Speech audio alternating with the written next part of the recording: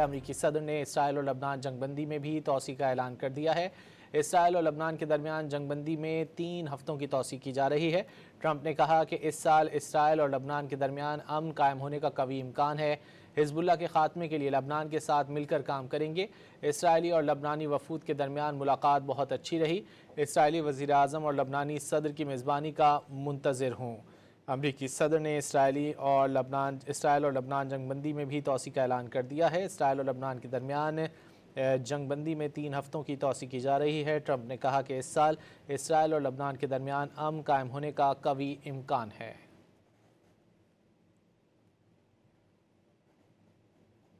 امریکی صدر نے اسرائیل اور لبنان جنگ بندی میں بھی توسیع کا اعلان کر دیا ہے۔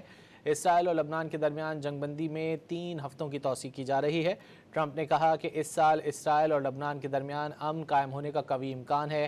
حزب اللہ کے خاتمے کے لیے لبنان کے ساتھ مل کر کام کریں گے۔ اسرائیلی اور لبنانی وفود کے درمیان ملاقات بہت اچھی رہی۔ اسرائیلی وزیر اعظم اور لبنانی صدر کی میزبانی کا منتظر ہوں۔